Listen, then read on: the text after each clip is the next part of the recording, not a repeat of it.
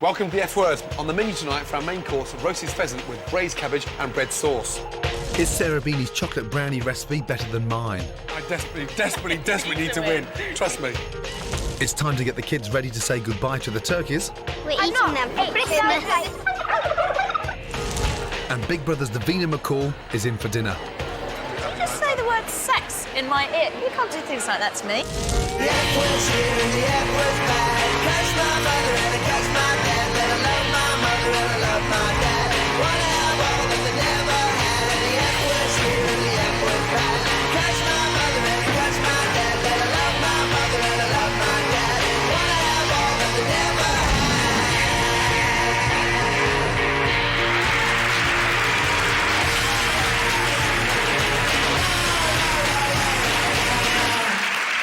Okay, guys, yes? Are we ready, yes? Kerry, you ready? Yeah. Serious face on? Yeah, let's go. Okay, on order, 6 covers table 2, 6 haricot bean soup, main course, 6 pheasants. Let's go. Pheasants in, please. Let's go. Now, tonight's starters are rich, sumptuous haricot bean soup with tiger prawns. Now, these beans have been soaked overnight in water.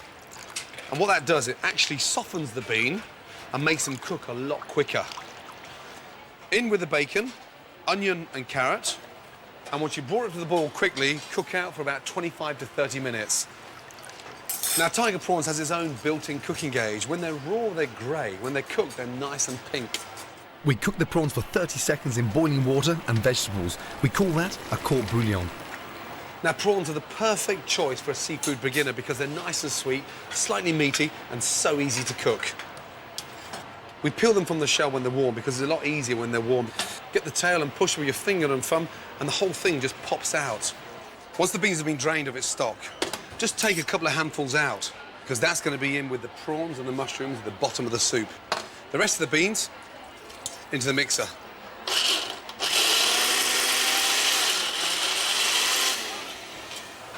A couple of ladles of bean puree into the pan. We add our chicken stock and bring it up to the boil. Once we start to boil it, we're going to add a touch of cream. Now that's come to the boil, for the exciting part is where we start to froth the soup and make it really nice and light. It's a bit of a chef's thing. You don't have to froth it up, but it's just a way of making it a little bit lighter. And if you don't have a stick mix, then just serve it as a normal white bean soup. Nothing wrong with it whatsoever. That's it. OK, take your ladle out, give it a little buzz. Kerry, give it in the blood. Outside. Oh, Yeah. come on. Hey. Now, tonight in the kitchen, my 3 commis chefs are Phil, Russell and Kerry. They've already survived 1 round in the F Word kitchen, and whoever stays tonight will come back to battle it out for a job in one of my restaurants. OK, why are we making 2 pounds? I want 3 portions. Yep. The soup's made to order. You've got 4 portions there. He's got 4 portions. Why don't you do the garnish? Yeah. Yeah? And you do the soup. But no one's Yes, talking. chef. Yes, chef. And you're just making no sense whatsoever. So talk to one another. Yeah. Check the seasoning, please. Taste it, Kerry, come on. And Ange, set the garnish up here, Ange, so we can start soaking it. Yes, Gordon. Yeah? Wait. Yeah, that's nice. After this table. Yes, Gordon. The garnish for the soup are the tiger prawns. Along with the tiger prawns, we've got these little Japanese samuji mushrooms. And we're just going to saute the mushrooms off. Get your cloth on the front here. That's it. OK. Get some colour on the mushrooms first before you put the prawns in. Now, we're using a Japanese mushroom, but to be quite frank, any mushroom will work lovely with this. 30 seconds for the prawns. Get your beans. Put your beans in with the prawns. And there we have a really nice garnish. Right, now they've soaked off the garnish.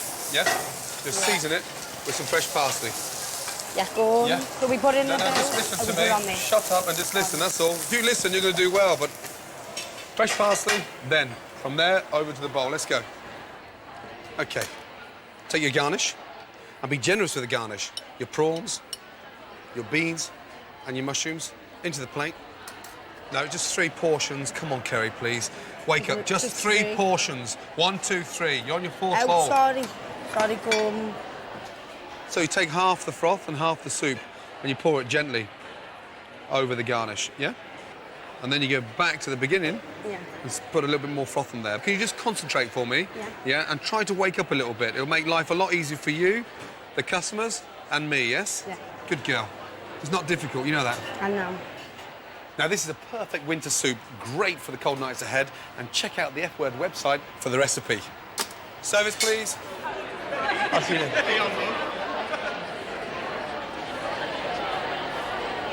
Well, it was delicious soup. The prawns, I'm not sure how they were cooked, but they had a beautiful flavour. Thumbs up to Gordon, really, I'm afraid. Sorry, big suck up, but absolutely. He's gorgeous and so's his food. So what more can I say? That's why it was easier. Ladies, good evening. Hello, how are Good to see you? you. Yeah, very indeed, thank you. I Good love to see watching you in there. How was your soup? It was very, very good. Yes? Yes, Not very too good, rich? thank you. No, I love No? rich food. Do you cook at home? I sort of share it because Really? we've got little kids, so whoever puts the kids to bed doesn't do the cooking. Really? I'm quite good with a recipe, Yep. but I'm not. My husband's got the flair. I Serious? haven't got the flair. And what would you say his pièce de résistance is? What's his favourite dish? My favourite dish that he does Yep. is it's just sea bass, baked sea bass, and he does put sort of some grilled vegetables, and then he'll put them in the tray with the sea bass, open the foil and put it in. Sounds a And little bit fresh- like Jamie Oliver to me, I that have. one, no? Is he using... Isn't that a swear word? Is- We're not allowed to say that here. You're not on a particular diet or No, anything no, like that, no. are you? No, I don't diet. No. How do you keep so fit? Work out. Work out. I mean, I basically eat what I want Yeah. because I work out. And that's one very good reason to work out, isn't it? But when- no. So you can eat what you want. Yeah, exactly. Yay! But have you ever been on a diet? I did that. That's I did the set procedure. Atkins. Worked brilliantly. I lost 6 pounds in 2 weeks. Amazing. But I was obsessed by bread. Like if somebody picked up that piece of bread Yeah. over there, I'd see you at I love 500 bread. paces, and I'd be like, "Oh my God, they're eating bread!" Really? You know, and then I'd say, "Okay, I'll have Sundays off." So I'd start eating sweets and bread at 7 in the morning, and I'd literally be like, "Pasta, pasta, pasta, pasta," you know, until the end of the day. It was just ridiculous. There is one negativity against the sort of Atkins diet, you know, because it's not very good for your sex life. Did you just say the word sex in my ear? You said the word sex in my ear. But does it have an In adverse my effect? ear. So you can't do things like that to me. Oh, I'll tell you what, it does It have an lowers effect your on... libido. Well, I couldn't poo. I mean, if you're going to say sex, let's say God, poo. yeah. I couldn't poo for ages because Serious? it was awful because you don't eat vegetables. Okay. And with that, hello, heinous breath. Yeah. So obviously your sex life's going to go out the window because you can't snog, and if you can't snog, you're not going to have sex. You took me there, Gordon. Next on the menu, along with our main course of pheasant with a fantastic red sauce. The commies start to crack under pressure, You're going to kill someone. You can't serve raw bacon. and just when I thought things couldn't get any worse for Giles Corrin, we sent him down a sewer. Chefs of the world would love to see me disappear under there.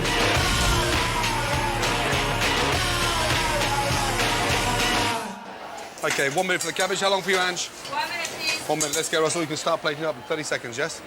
Welcome back to the F Word. Time now for the main course. Roasted pheasant, braised cabbage, red sauce with devils on horseback.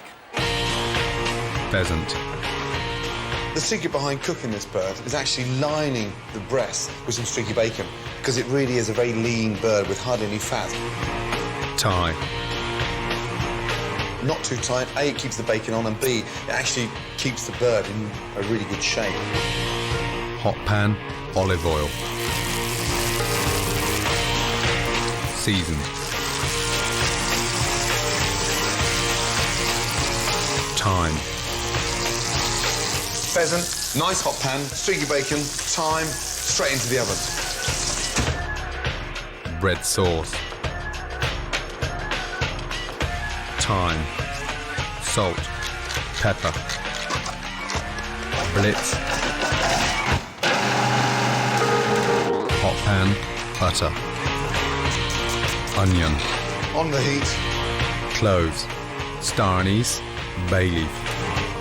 the Big Daddy. Black pepper. Bull in the China shop. This is the one that actually brings it all together. Sweat. Milk. Let it infuse. Bring it to the boil slowly. Back to pheasant. Baste. That keeps the pheasant really nice and moist. Finish the sauce. Sieve. That milk is amazing. Breadcrumbs in. Butter. Now we have a really nice, smooth, smart, sexy bread sauce. OK, pheasant. Rest 15 minutes. And turn it upside down. And all the juices from the top of the carcass run into the bottom of the breast, and so by the time it's cooled down, it's full of flavour.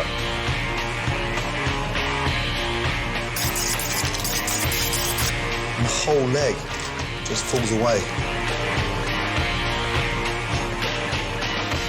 Delicious.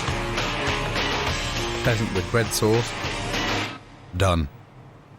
Now, with the pheasant, I'm also serving some red cabbage, and we all grew up with this stuff, pickled in a jar, but this is done in a very simple form. It's started on top of the stove, it's got butter in with it, and then we season it with brown sugar over the cabbage, and then a tablespoon of vinegar, add that to the brown sugar, salt, pepper, and then we braise it in the oven for about 45 to 50 minutes so it cooks nice and slowly, absorbs the vinegar, the sugar caramelises it and makes it a really nice, tasty cabbage. Now I'm serving devil's and horseback with the pheasant, and that's basically a prune that's been wrapped in bacon. The sweetness and the saltiness of the bacon goes brilliantly with the pheasant. Cocktail stick, keep the bacon on there. Into a pan. Get some really good colour on the bacon, gets nice and crispy, and that crispy bacon with a sweet prune is amazing. Now, don't forget to take the cocktail sticks out before you serve them. There it is. Yeah, 5 pheasant, 1 ravioli. Yeah, journalist table, watch that table, Liz Jones, journalist. You serve the pheasant first, then the ravioli, OK? OK, be very, very careful, yeah? Now, earlier today, I set the commies a challenge, and that was to try and separate the men from the boys. Challenge time. We've got a table of vegetarians in this evening. Now, vegetarian food has to be just as exciting as the normal menu. So on this table in front of us, we've got an array of vegetables. I want you to think of a vegetarian filling for a ravioli. Think about it. Spinach, ricotta, sautéed mushrooms, rocket, basil. You know, just have a look. You've got half an hour. Let's go, yes?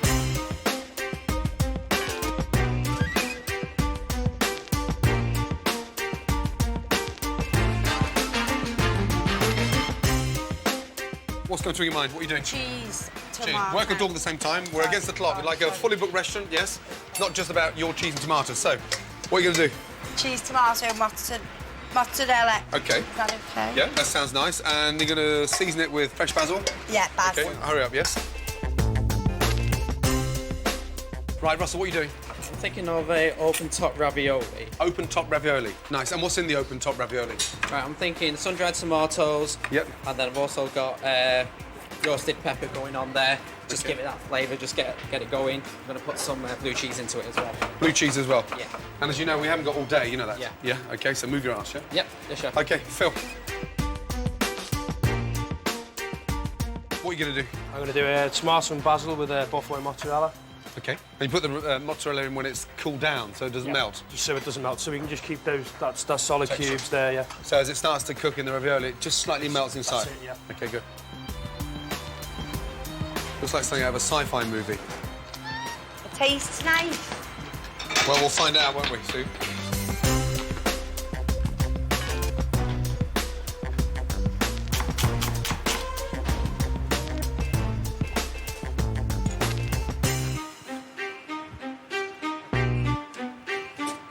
OK, guys, that's it. Let's go. Kerry on the hot plate. Russell, let's go. Phil, Kerry, there. Come on, stand next to it. Right, Russell. Pasta's stone cold. You didn't even heat the pasta up. Yes, chef. Phil, he started blanching his pasta and you followed suit rather than remaining as an individual because your filling looked nice. Unfortunately, so far I've got stone cold pasta, overcooked pasta. Let's hope the last one at least has got something. What's that, the raw sage leaf? Yeah? Yeah, no. Yeah. We only put on a plate what we can eat. Yeah? Never forget that. And look at that. You can see why I don't change nappies. Insipid, bland, and nothing what I asked for. A simple ravioli. Unfortunately, I'm not going to serve any of them in the restaurant for vegetarians. You know that. Tonight, get your shit together. Yeah? Clear down. Right, let's go, Kerry, please, yes? 4 pheasant away now, yes? 4 pheasant away now, let's go. Yeah. Oh, yeah, Good, chef. yeah. I don't understand what you're doing, Kerry. You're dropping your spoon, you're putting it back in your pocket. Come on, let's go. Let's go. Need any more on this? No, why are you asking me when you're putting it on? Come on. Because I think we do. Pheasant, please, now. Pheasant. Come on, this is where it's going to get really tough now, yes? Yep. Down. Let's go. Kerry, it's not cooked. It's raw. Oh. The bacon's raw, for God's sake. Kerry, come here a minute, you. It's raw. It is raw, young lady. You're going to kill someone. You can't serve raw bacon. Not good enough. Not good enough. Take your apron off and go. Forget it. Out. Right, Ange, start the table again, please. God's sake. Ange, start the table again. Now. It will soon be time to slaughter the turkeys, so I've been trying to get the kids ready to say goodbye. We're a week away from slaughtering the turkeys the children have been fattening up for Christmas. I'm getting worried that the kids are getting too attached. Oh, well done. Let's have a look. Is that Anthony? Tilly loves cuddling Anthony, and Megan's been keeping her own video diary. Julie have been even more grumpy than yesterday. I asked Janice Horton-Wallace from the Turkey Club UK how to deal with it. Her suggestion was rather radical. You may have to consider possibly just keeping a couple back, so that then they think, well, OK, yeah, those go, but we will still have some turkeys here. Will we get any turkey eggs? They start mating properly in January or February, and then the girls usually start laying eggs about 4 weeks after the mating process. They're very good layers, and the eggs are wonderful in baking. Really? Oh, they are definitely worth trying. Like a duck egg, or...? They're not as strong as a duck egg. They're slightly larger than a chicken's egg, but they, because of the extra albumin, they're very good in pastry sauces and things like that. And what about her indoors? I've got to explain that to her. Oh, she'll love eating their eggs. I'm not that convinced, and I don't think Tana will be very enthusiastic either. She mentioned if the kids are getting really sort of attached, there is a strong possibility we could keep them, or maybe keep half of them and cook half. I think we've always been very honest with them, and this is what's happening, and I think they are prepared for that, and we stick to what we originally planned. I'm, happy to go along with what we set out to do, but I'm just asking you to think about an alternative. We've done your project, I've supported you in that, we've fattened up the turkeys, and now you're backtracking because you like them. Delia's shaking because you're shouting, so you're upsetting. Let me go and sit over with her. You go sit with Delia. I can't believe it. Come on, Delia. Come on. There have been times when it's really driven me crazy having the turkeys here, all the mess and everything like that, but it's been a fantastic learning curve for the children. We've only got a couple of days left of the turkeys and then they're going to be slaughtered, so I thought let's throw a turkey party. They can explain to their friends exactly what's going on, and also it'll really put it clear in their minds that this is happening, and they won't sort of wake up surprised to know that it's the final day. We're eating them for Christmas. Which one are you going to eat first for dinner? Well, we're going to eat one that we... Oh, you're really shocked. Yeah, we're going to kill all of them. Are you going to kill Jack's turkey first? Yeah, he's so fat. The kids actually seem fine about killing the birds, but I need to know whether I've got enough turkey to feed the diners at the restaurant. So Peter the vet's going to do a final weigh-in. What are we doing? Weighing turkey. Why? So we can find out if they're fat. Fat. How fat they are. We want them very fat for Christmas, don't we? That's 6 kilos. Yeah. You need help lifting that one up. Wait. Wait, Nigella. It's 14 kilos. OK, who's got the balance? 20. 10. Who's next? Gary! Delia! Why do I always catch the toe? You're very good at this. All right, Ainsley. I know. 7 kilos? Yeah. Who would like a sandwich? Me!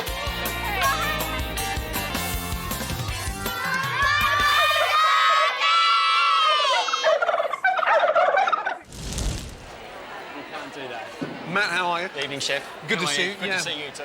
Not only a wine writer, but you're actually Jamie Oliver's sommelier. Yep. You're his wine waiter at 15. Yep. Now, Yeah. you bought some wines Absolutely. that you thought were going to go Considering the well pheasant. with the pheasant. Do you know what? I think Please the tell me thing- they're not all Australian. There's not one Australian. There's not one wine. Australian. But do you know what? I think when it comes to kind of food and wine matching, you know, I think a lot of people kind of get unnecessarily kind of, you know, confused with it and stressed with it. Absolutely. And they tend to think that, you know, the best matches end up being, you know, the most expensive matches. And which it's is not crazy. always the case. Definitely not. And here, I mean, this is the one word to describe this wine is that it's sexy. You know, sexy. You get kind of that sort of dark cherry. Yeah. You get dark cherry, you get a little bit of spice, but straight away you're getting things like cinnamon, cloves, Yeah, absolutely. you know, star anise, all the kind of things that you use when you're cooking the pheasant out there, all those kind of ingredients are starting to come through. And I guess that's one of the key things when it comes to food and wine matching. Yep. You want to look for kind of like similar sort of weight between food and wine. Absolutely. You also want to look at similar kind of intensity of flavour. And keep it sexy. Absolutely. Now, you're highly competitive. Yes? I am. I'm going to test for you, OK? 3 of the most extraordinary wines. I want you to try and tell me what you think they are. Here we go. I'm not saying anything.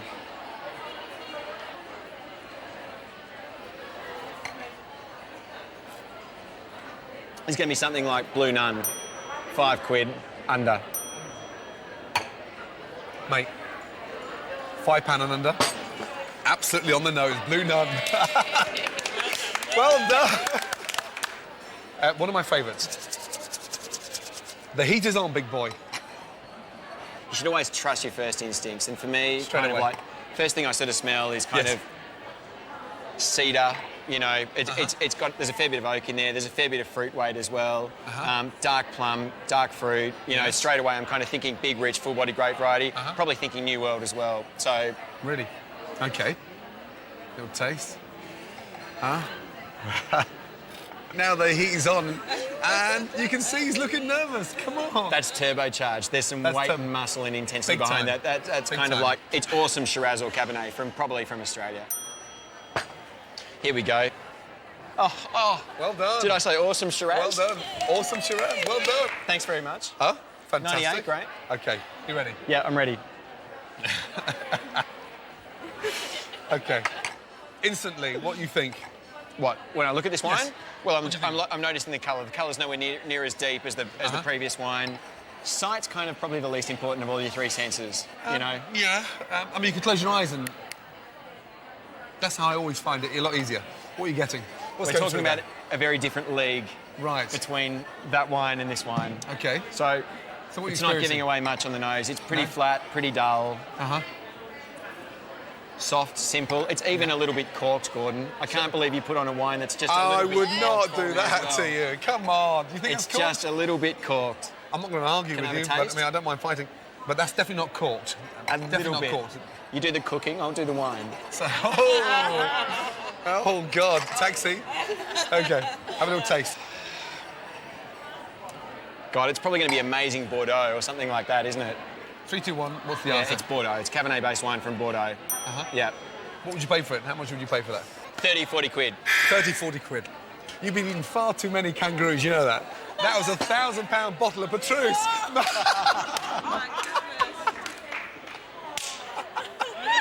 I told Matthew, you, look. for goodness sake. £1,000 There you go. bottle of Petrus, 1992, my favourite. It's 92. Well, look, you know, goodness sake. I'm Australian. I have cheap taste. Oh, shit. Was it Meatloaf that said 2 out of 3 ain't bad? Next on the menu, it's pudding time. Sarah Beeny takes me on with a chocolate brownie.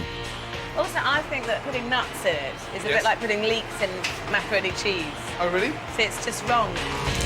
Giles goes in the sewer. Oh, it's disappearing into human shit. And Davina has to sing for her supper. Just an old sweet song keeps Georgia on my mind.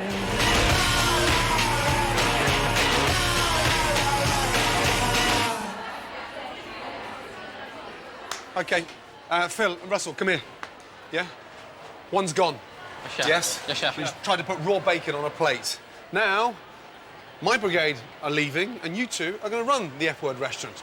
You've got a table of 4, and you've got a table of 4. Yeah. Yes? Hey, everything from bread sauce to cabbage to pheasant. Yeah? Mark, out. And out. Neil, bye-bye. Let's go. Come on, Russell. Wakey, wakey. Bacon's burning. She's already gone home on the back of that. Let's go. Come on, big boy. Nice and crispy. Little touch of butter in there, Phil, to finish it off with. Chef. Phil, you got table 10? Ready, chef? Yes. And Russell, you got table 14, yes? Yes, chef. Well, no one's talking to one another. Hello, we're in the same restaurant. Russell, you ready, Russ? Yeah, how long you got? I'm ready, mate. You're here. Move, let's go. Yeah, I'm looking for presentation, yeah? Each and every plate looking exactly the same. Let's go. Stand by, table 14. Stand by. Look at each other's plates, check that we've got the same things going on. The same size portions, yes? Chef. Come on. Don't forget, it's the same restaurant, yes? Come on. Chef. Pheasant on first. They're last. That's the garnish, yes? There you go. Think about what you're doing. Come on, Russell. Yes, chef. Put the tray down and work with 2 hands. It's twice as quick. Yes, chef. Voila. Right. Olive oil. Take your time. Don't spoil it now, yes? Gently, gently, gently. Let's go. Are you happy? Dirty plate. Yeah, that bit. I'm not happy with that. Hair there on the pheasant. Pull it out. Yeah. Come on, wake up. You got 4 eyes. Let's go. Up. Go. Table 14. Go. Right, come here, both of you. Well done. That's what it's like in the real world. That's 1 table each out of 20 tonight. Clear down, start again. Well done. Yes, chef.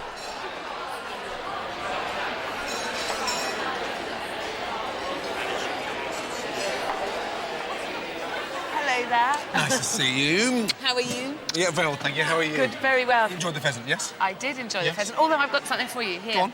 There's a bit of shot. That's great news. Yeah, so it was That means really, it's not one of really those posh shot. birds, it's a real bird. Yeah, Amazing. yeah. The combination of everything was really good, but the pheasant was just cooked to perfection. Absolute perfection. Really lovely. Hi. How are you? Yeah, very well, thank you. Good to see you. Nice to see you. How was the pheasant? It was very nice. Yes? Very nice. It could have been a little bit more veg, I felt. Oh dear, oh dear. Well, I'm just saying. You don't need more veg with that pheasant. And the devil's on horseback and the bread sauce and the braised The cabbage. devils on horseback were pretty superb, yeah. Wonderful. The way that it was cooked this evening was fantastic. It fell off the bone. And the fact that the plate itself isn't actually loaded with superfluous vegetables as well made it very, very nice. Time for pudding. This week, Sarah Beeny is going to try and beat me with her favourite dessert, chocolate brownie. Now, there's 100 recipes of chocolate brownies, and I'm doing something quite sort of unique, sumptuous, delicious. We're finishing it this time with some little pecans. But this is not a big tray of chocolate brownie. They're going to be done in little bleeny pans. We're going to butter them, line them with chocolate, and cook them individually, almost like a little sort of pancake, but pancake chocolate brownie. This is a children's chocolate brownie because I don't think you should put extra bits in. It should just be pure chocolate brownie. This is really cheap, so you can make it, if you're having masses of people to a party, you can make it for loads of people. We had it at our wedding, actually. Not that I'm a cheapskate or anything. So, get your brush and lightly brush the inside of the pan. Now, all it is a block of chocolate, break it in half, and just grate. And just pour the chocolate in there, and then roll it round. Right, Sarah, how are we doing? This is cocoa, sugar and flour. Yep. And then this is the eggs, and you just put it in there. And that's it? That's it, yeah. So Well, it tastes great. I'm sure it does. Now, no chocolate in there? No. And it's got cocoa powder. Just in. cocoa powder? Yeah, and then I have to grease the tin. And that looks like something you've nicked from your granny? Yeah, that's Yeah? the general And then that goes in there. And how long does that cook for? 25 minutes, or maybe a bit more if it doesn't look cooked. Yeah, because it should be nice and crispy on the outside and soft and gooey in the gungy. middle. Yeah, gungy. That's the word. And- You're a lady who likes pressure. You've I got do. 37 guests coming round on Boxing Day. Christmas Day. Christmas Day. Yes. That's a yeah. big table, that, 37. That is a big table. And you're cooking not single-handedly, surely? Well, sort of single-handed. I've got this turkey that's kind of Huge. huge. So have you got lots for Christmas? I think we've got about 18 or 20. Hey, that's just as bad. I know. Crazy. So do you do lots of entertaining then? I'm not very good at the dinner party thing, you know that. It's not the kind of thing I really enjoy doing, to be totally honest. So this is why I couldn't be a cook, because I think this is taking ages and it's really boring. I'm thinking, God, hurry up. How do you know so much about property? I've got a building company. I do a boys' job, you see. You do Okay. a girls' job, I do a boys' job. I do a girl's job. Yeah, that's the whole gripe. I wish women would get back in there and do their job. You know that? Women do make the best chefs, you know that? I know, well, obviously. Women do everything best. No, well, not quite everything. Hello. Not quite everything. You're a bit of a matchmaker, aren't you? I am. It is a bit of an obsession of mine. It always has been, actually. Which, Serious. Now, do you do that over food? Yeah, no, well, the best place to meet someone is over food and booze, isn't it? Food and booze, yes. Yeah, stick food and booze and a few Can't- single people together, and they're going to get married. And what about someone like our resident food critic? I mean, is there a woman out there that's mad enough to sort of date him? How would you describe him? moany, whingy, beardy, short ass. I think he definitely gets someone. He definitely gets flipping heck. Now the chocolate and the butter's melted. I've whisked the eggs lightly. I've folded them in. Sarah's is going to be slightly gungy in the centre, she said. Sounds very ominous. And mine, of course, is going to be lined with, like, chocolate buttons and these little things, pecans. I have to say, at this stage, without getting too carried away, a damn sight more appetising than Sarah's. Mind you, I said that about the trifles last week as well, didn't I? Also, I think that putting nuts in it is a bit like putting leeks in macaroni cheese. Oh, really? So it's just wrong. It's Like ruining the purity. I'm now just going to lift that out and put them in to the moulds. And then, hopefully, we'll be ready. So when you fill the mould up 2/3, because they're going to rise slightly, and then we leave it nice and soft and gooey in the centre. And those chocolate buttons, hopefully, will be intact but slightly runny. I could have refurbished a 5-bedroom house in the time it takes to melt some butter. Like, how frustrating. This one's going to eat it, and you've just got washing up to do. Whilst you're pregnant, OK, and obviously my wife's been pregnant 3 times, I put weight on to make her feel happy. Does it happen the same with your husband? Such a sweetie. Does he put weight on to make you feel sort He of is, actually. less fat in bed? No, he does still say, good God, you're fat, every time I have no clothes on. Serious? So, which is true, let's be honest. No, you've got to stay confident now because they're not cooked. Now, let me have a quick look at yours. OK. Just like the bike sheds. You can look at mine and let me look at yours. Yeah. Cheeky. That's nice. Is that... I've got to say, yours does look like you cook for a living and mine does look like I don't. And I desperately need to win. You need to win. OK, here we go. It'll taste great, though. I'm sure it will, you know that. Hello, Giles. Hello, Gordon. Are you well? No, I'm not bad at all. I'm happy that at least I've been fed. You've been fed. Yeah. Now, what have you been up to this week? I went down a sewer. I'm so used to healthy, hygienic places like professional kitchens. God, bins, squirrels, kebabs. But that was because I was investigating food. Here I was investigating quite the opposite. Really? I was up to my elbows in shit. Serious? Yeah, and it's because of the fat that gets thrown away. Fat is a huge problem in Britain. I'm not talking about fat people, I'm talking about cooking fat. When you flush them away down the sewers, as we all do sometimes, they'll cool, solidify and harden and cause blockages. And when that happens, we're in big trouble. Last year alone, we spent £15 million clearing our pipes, and 3,000 properties were flooded as a result of blockage. With Christmas approaching, the water companies are expecting a 25% increase in the amount of fat that we're flushing down our drains, which means that we're going to be adding, over Christmas, to an already existing problem in the underbelly of our cities. But what does that really mean? I'm not dressed up like this just because it looks sexy. It's because I'm going to go down there and find out.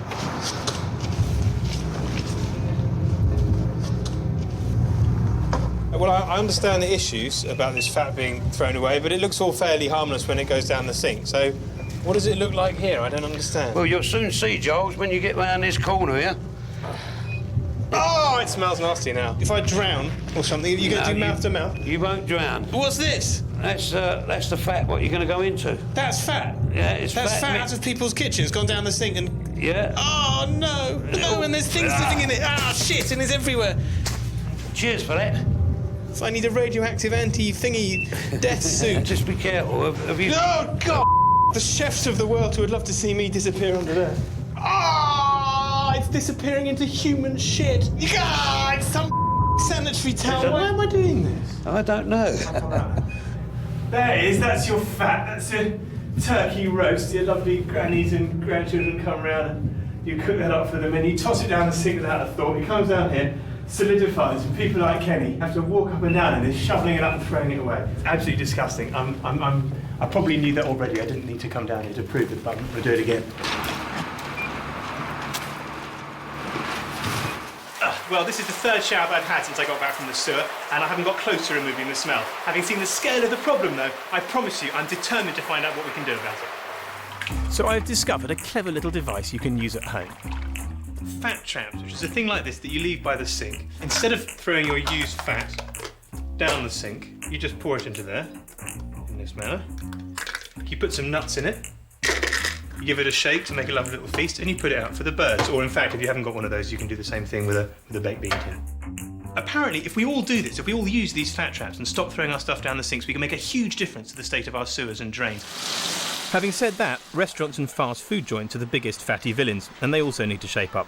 By law, they're obliged to have waste fat collected, although thousands of them are still illegally pouring it down the drain. But some councils are fighting back. They're collecting the fat for free and turning it into diesel for cars. So I've got a gallon here of delightful waste cooking oil from the F-Word restaurant, which I brought into my garden because it's the last thing I want in my house. Because I've got a fellow here who reckons he can turn it into car fuel. Yeah, what we're doing is we're converting it into biodiesel. And so how much will our gallon of F-Word waste cooking fat make? How much diesel? 1 gallon of used cooking oil, you'll get 1 gallon of biodiesel. So do you need to do anything to the engine of your car to make this stuff work in it? If you've got a properly produced biodiesel, it's a direct replacement. You don't have to modify things. You're saying I just throw into the drum this used fat, yeah? Literally pour it in. Slightly green. Oh. And then I just hit this green button here, pump on. Correct. Is that it? That's as easy as that? No, I need to add caustic soda and methanol. Okie dokie. So I pop that in the hopper here and start pumping the methanol over. And how long does this take to make? It takes about an hour mixing. And it's that easy, and then, hey presto, we have biodiesel. Hey presto, you have biodiesel, pump it into your car and you can drive off. And here it comes, real diesel. Although that said, I think I'm first going to have to put it in the car and go for a drive just to make absolutely sure it works. You think I can just put this straight in the car, do you? Just pour it straight in. In it goes. Rightio then, it's the moment of truth. Will the car start? Hurrah! It has! I didn't believe it would. It's amazing. It smells more like a chip shop than a car, though.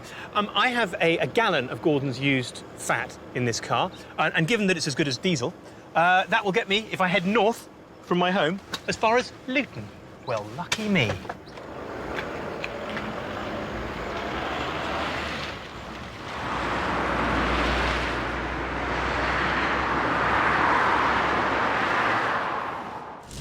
Excited? Yeah, this is going to be fantastic. This is, I'm actually slightly nervous. Oh no, is it burnt? Well, no, it's got a nice crack on the top. OK, now how are you going to serve yours? I'm going to serve it in slices like a cake. Yeah? You just want, send it like that and give them a spoon? Yes. But the difficulty is you have to make them with all sort of posh stuff in, don't you? Not at all. Oh, yes, Chocolate you buttons, do. that's not posh. I'm going to finish mine with a touch of creme fraiche. Oh, This is called a blob. that's called a blob. Nice. Are you happy with that? Jean-Baptiste, take Sarah's upstairs first, OK? Yes? Yes. And if they don't like it, we can line their lofts with some new cavity wall insulation. OK? Up. Yeah, can I just say, it's bloody heavy. Honestly, it feels like one of your breeze blocks from one of your buildings. Hello, how are you guys? Hello. Voici. So, Danny, this is number 1.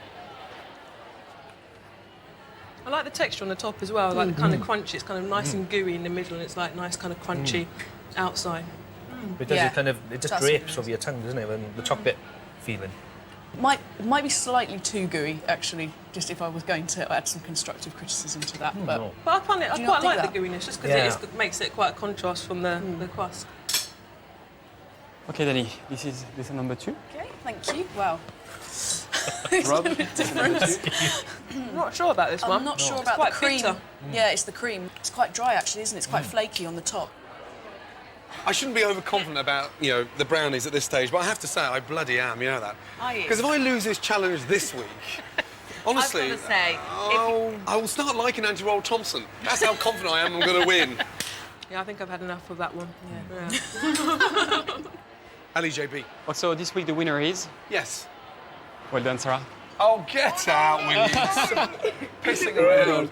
Oh, no. Sarah won. Yes. Oh, get out. I'm really sorry. The result, you know that. I'm going to go upstairs and see the judges. Where are they? Yeah, I'm glad you find it funny. Just out of interest, I mean, taste that again for me. Okay. Yeah, all of you, and then I can start with the lady at the end.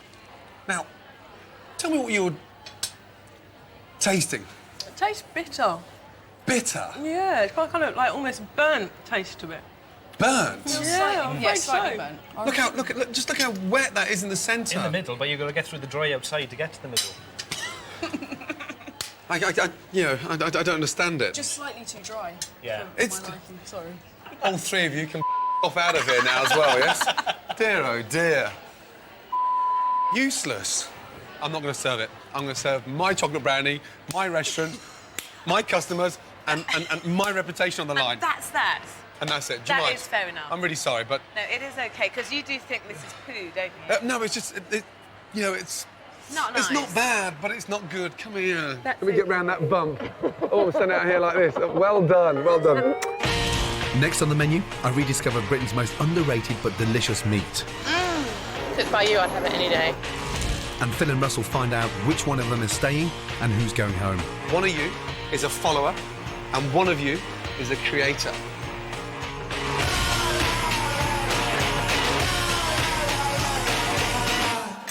Right, Sarah. Yes, I know it's not your dessert, but you can still get the pan. Do you want me to pick the nuts out and make it better? I don't mind you picking my nuts at all, for God's sake. Would you like a knife? So rude. Huh? I do. Yeah, it's stuck, you see. Mine didn't stick. So, oh! Send that to Giles, please. Now, my God. Perfect. Oh, gosh, it's quite nice, this. You've got to wash your hands now, you know that. We're going to get so many Do I? complaints, yeah. Oh, no! Look at the buttons in mine. Yeah, see, disappointing, really, isn't it? I'm glad you think so. Thanks so much. Et voilà. Chocolate brownie with crème fraîche. Can you just say that for me one more time? Chocolate brownie with crème fraîche. Bon appétit. Oh my God, that was so cute. A chocolate brownie. Ladies, do you enjoy your chocolate brownie? Very succulent and lovely. Kind of dessert you want to take to bed, right? Perfect. Perfect. I can tell you, on like... the outside and soft on the inside. Yes, and you've got a little bit of chocolate dripping down here. And it's perfect. This week I'll be looking at one of Britain's tastiest, but sadly, most unfashionable meats. Once upon a time, mutton was a very reasonably priced meat that everyone ate, before it fell off the kitchen radar. And not only do I want to see it back in restaurants, back on their menus, but at home as well, because this is part of our culinary heritage. Mutton is a meat from a sheep that's at least 2 years old. It's rarely sold in supermarkets and can be hard to get your hands on. These days, most of our mutton gets eaten in Europe. When was the last time you ate mutton? Years ago. Years ago. And who cooked it? My grandmother. It's a bit sort of old-fashioned and a bit... It's not very sort of sexy, is it, mutton? I've never eaten mutton at all, ever. It is a cheap cut of meat. Most people now earn more money, they buy better cuts of meat. It looks like mutton's been completely forgotten. So why did mutton disappear? Totally financial. In the 1940s, the imports from Australia and New Zealand came. The price of lamb and wool went down, and it wasn't worth farmers keeping ewes for more than a single season. So it wasn't about the flavour, it was just about the price of wool, Absolutely. sadly. Why should the British public out there be eating more mutton? Because it's being extensively grazed. It cannot be factory farmed. It's the wildest and most natural meat that we can possibly eat, and one of the most delicious. To produce the best mutton, sheep need a diet of good green grass and correct treatment once they've been slaughtered. A mutton carcass should be hung whole for around about 2 weeks. The meat is extraordinary. It's amazing the difference in mutton and lamb, how dark it is. And it's surrounded by a lot more fat. You can deal with that, you know, in the cooking process. You can use the same cuts as you do in lamb from mutton. And what's the price of mutton now? It's about half the price of lamb. And twice as much flavour. For someone at home cooking for the first time, what would you recommend? Oh, I'd say the diced. The diced? That would be the one. I mean, that's diced up ready now for a stew. Ready to go. Mutton has a reputation for being slightly tough. And the secret behind this particular dish is the length of the cooking time. So what I'm cooking here is the simplest of mutton stews. Generous with the seasoning, run it through some flour, shake it, and into the pan. So what we're doing now is putting flavour on it. Woo! Once it's brown, into the colander, and just leave it to drain. Vegetables. Now, this is a stew, so we don't have any little sort of fine dices. Garlic, just in there in half. Celery, the leeks, sprig of rosemary, and a nice sprig of thyme. Peppercorns. Lightly crush them, tomato puree. Roast it off. Half bottle of house red wine. Take your mutton, mix that in, pour boiling hot water on top.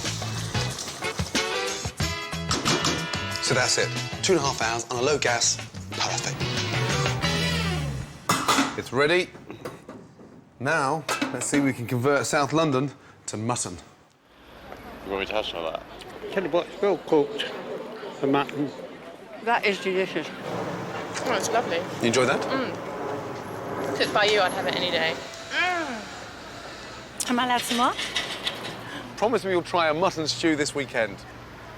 Deal? Deal. So come on, you lot, give mutton a go. It is a tasty meat, and let's be honest, it does deserve a second chance. How's your brownie? Can I just tell you what I love? Go on. See that? That's really runny. Oh, yeah, is there little chocolate buttons I inside? love the runny. But get off, that's mine. Like a share. No, It's romantic to no, share. there's only one thing that I don't do, and that's share my puddings. Your background in food, you lived in Paris. I lived in Paris. Yeah, and you worked part-time there? I did. I was, oh God, I was a singing waitress. But can I just say, I was a very good waitress. So karaoke was in that long ago? Serious? That was good. That's very You good. ever need... I can't believe you're doing that. You're some balancing with a finger staff. underneath there. You And know, spoon onto there. I can help. Jimmy Carr's in tonight, yes? Where is he? Where? Oh, there he is. There he is there. Sat upright, looking nice and Carr. Jimmy Yes. Carr. Now, he presented impersonation. last year the 100 Worst Britons. Yeah, I Yeah. came 82nd, and you came 95th, which is a bit out of Did order. I? Yes. Now So that you've untrue. told me that, Yes. I'll name him as Yeah. well later as well. Yeah, I'm going to get him to Catapult. taste. Yeah, big time. He actually sits like a little public schoolboy over there, doesn't he? He's like sort of We're the lost talking brother. about you. Oh, God. First of all, to both of you, well done. One step away from working with me personally. Phil, how bad do you want it? The knowledge I'd learn off you, Gordon, would just be unreal. And it's a case of I want to soak up all the knowledge that you can teach me so I can take it away and then open my own restaurant. Russell, how bad do you want it? I want it really bad. This is what I'm trying to train for, and just to have that chance, and like nothing like this ever happens to me. Literally being a whole small town Chinese lad in the takeaway to this. What more can I say? It's a tough decision for me. However, there was one big difference between you both this evening, because one of you is a follower and one of you is a creator. And Phil, you followed Russell. And that's the reason why you're going home tonight. I'm really sorry. Thank you. Keep going. I will do. Yes? Yeah, chef. You? Cheers, thank you very Get much. some sleep. Yeah. Yeah? Yeah. Get your shit together. Yeah. Thank you, chef. Don't on. Next week on The F Word, along with our main course of sea bass, the time has finally come to slaughter the turkeys. Next time you see them, Lily, it's going to be on a plate. And Janet Street Porter and I clash in the kitchen. Any women in the audience will not eat pastry. So you're wasting your time. Very kind. I'm going to sing you a little song. Just imagine you're in Paris, yes? Not And Ladbroke I'd Grove. just like to apologise. Now, it's worse for me than it is for you. Just want you to know that. Georgia, Georgia, the whole day long, just an old sweet song keeps Georgia on my mind. Fantastic, amazing, yay!